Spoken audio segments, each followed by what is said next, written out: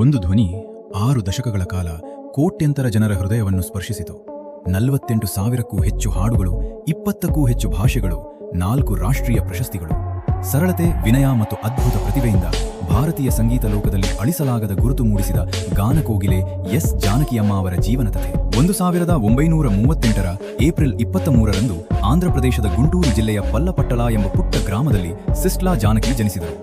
ಸಂಗೀತದ ಬಗ್ಗೆ ಅಪಾರ ಆಸಕ್ತಿ ಹೊಂದಿದ್ದ ಕುಟುಂಬದಲ್ಲಿ ಜನಿಸಿದ ಜಾನಕಿಯವರಿಗೆ ಬಾಲ್ಯದಲ್ಲೇ ಸಂಗೀತದ ಬೀಜ ಬಿತ್ತಲಾಯಿತು. ಚಿಕ್ಕ ವಯಸ್ಸಿನಲ್ಲೇ ಜಾನಕಿಯಮ್ಮ ಎಲ್ಲರ ಮುಂದೆ ಹಾಡುತ್ತಿದ್ದರು. ಅವರ ಮಧುರ ಧ್ವನಿ ಕೇಳಿದ ಕುಟುಂಬದವರು, ಸಂಬಂಧಿಕರು ಮತ್ತು ಊರಿನ ಜನರು ಆಶ್ಚರ್ಯಪಟ್ಟು ಮೆಚ್ಚಿಕೊಳ್ಳುತ್ತಿದ್ದರು. ಆ ಚಿಕ್ಕ ಹುಡುಗಿಯೇ ಒಂದು ದಿನ ಭಾರತದ ಶ್ರೇಷ್ಠ ಗಾಯಕಿಯಾಗುತ್ತಾರೆ ಎಂದು ಯಾರೂ ಊಹಿಸಿರಲಿಲ್ಲ. ಜಾನಕಿಯವರು ನಾದಸ್ವರ ವಿದ್ವಾನ್ ಪೈಡಿಸ್ವಾಮಿ ಅವರ ಬಳಿ ಸಂಗೀತದ ಮೂಲಭೂತ ತರಬೇತಿ ಪಡೆದರು. ಅವರು ಪ್ರತಿದಿನ ಶ್ರದ್ಧೆಯಿಂದ ಅಭ್ಯಾಸ ಮಾಡುತ್ತಿದ್ದರು. ಆ ಕಠಿಣ ಪರಿಶ್ರಮವೇ ಮುಂದೆ ಅವರ ಯಶಸ್ಸಿನ ಬುನಾದಿಯಾಯಿತು. 1950ರ ದಶಕದಲ್ಲಿ ತಮ್ಮ ಕನಸನ್ನು ನನಸಾಗಿಸಲು ಜಾನಕಿಯವರು ಮದ್ರಾಸ್ ನಗರಕ್ಕೆ ತೆರಳಿದರು. ಅವಕಾಶಗಳು ಸುಲಭವಾಗಿ ಸಿಗಲಿಲ್ಲ, ಆದರೆ ಅವರ ಆತ್ಮವಿಶ್ವಾಸ ಮಾತ್ರ ಎಂದಿಗೂ ಕುಗ್ಗಲಿಲ್ಲ. ಕೊನೆಗೂ ಪ್ರಸಿದ್ಧ AVM ಸ್ಟುಡಿಯೋದಲ್ಲಿ ಅವರಿಗೆ ಅವಕಾಶ ದೊರೆಯಿತು. ಅವರ ಧ್ವನಿ ಕೇಳಿದ ಸಂಗೀತ ನಿರ್ದೇಶಕರು ಹೊಸ ಪ್ರತಿಭೆಯನ್ನು ಗುರುತಿಸಿದರು. ಇದೇ ಅವರ ಸಂಗೀತ ಜೀವನದ ಮಹತ್ವದ ತಿರುವಾಯಿತು.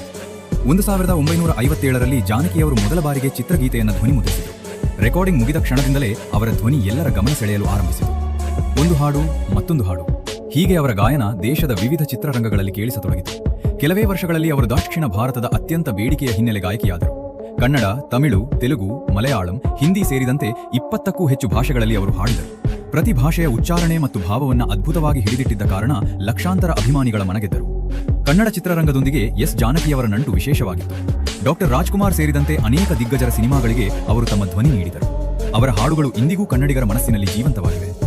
SP ಬಾಲಸುಬ್ರಹ್ಮಣ್ಯಂ ಅವರ ಜೊತೆ ಜಾನಕಿಯಮ್ಮ ಹಾಡಿದ ಅನೇಕ ಯುಗಳ ಗೀತೆಗಳು ಇಂದಿಗೂ ಸಂಗೀತ ಪ್ರೇಮಿಗಳ ಮೆಚ್ಚಿನ ಹಾಡುಗಳಾಗಿವೆ. ಇವರಿಬ್ಬರ ಧ್ವನಿಯ ಸಂಯೋಜನೆ ಭಾರತೀಯ ಸಂಗೀತ ಲೋಕದಲ್ಲಿ ಒಂದು ಚಿನ್ನದ ಅಧ್ಯಾಯವಾಗಿದೆ. ಸುಮಾರು 6 ದಶಕಗಳ ಸಂಗೀತ ಜೀವನದಲ್ಲಿ ಎಸ್ ಜಾನಕಿಯವರು 48,000ಕ್ಕೂ ಹೆಚ್ಚು ಹಾಡುಗಳನ್ನು ಹಾಡಿದರು. ಇದು ಭಾರತೀಯ ಹಿನ್ನೆಲೆ ಗಾಯನ ಇತಿಹಾಸದಲ್ಲೇ ಅಪರೂಪದ ಸಾಧನೆ. ಅವರ ಅದ್ಭುತ ಗಾಯನಕ್ಕಾಗಿ 4 ಬಾರಿ ರಾಷ್ಟ್ರೀಯ ಅತ್ಯುತ್ತಮ ಹಿನ್ನೆಲೆ ಗಾಯಕಿ ಪ್ರಶಸ್ತಿ ಸೇರಿದಂತೆ ಅನೇಕ ರಾಜ್ಯ ಹಾಗೂ ರಾಷ್ಟ್ರೀಯ ಪ್ರಶಸ್ತಿಗಳು ಅವರಿಗೆ ಲಭಿಸಿದವು. ಆದರೂ ಅವರು ಯಾವಾಗಲೂ ವಿನಯಶೀಲರಾಗಿಯೇ ಉಳಿದರು.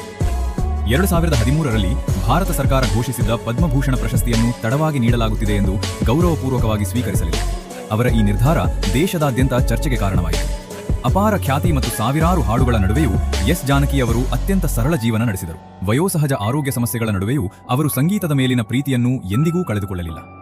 2026ರ ಜುಲೈ 11ರಂದು 88ನೇ ವಯಸ್ಸಿನಲ್ಲಿ ಅವರು ನಿಧನರಾದರು. ಆ ದಿನ ಭಾರತೀಯ ಸಂಗೀತ ಲೋಕ ತನ್ನ ಅಮೂಲ್ಯ ಧ್ವನಿಯನ್ನು ಕಳೆದುಕೊಂಡಿತು. ಇಂದು ಎಸ್ ಜಾನಕಿಯಮ್ಮ ನಮ್ಮೊಂದಿಗಿಲ್ಲ, ಆದರೆ ಅವರು ಹಾಡಿದ ಸಾವಿರಾರು ಅಮರ ಗೀತೆಗಳು ಎಂದೆಂದಿಗೂ ನಮ್ಮ ಹೃದಯಗಳಲ್ಲಿ ಜೀವಂತವಾಗಿರುತ್ತವೆ. ಗಾನಕೋಗಿಲೆ ಎಸ್ ಜಾನಕಿಯಮ್ಮ ಅವರಿಗೆ ನಮ್ಮ ಅನಂತ ನಮನಗಳು.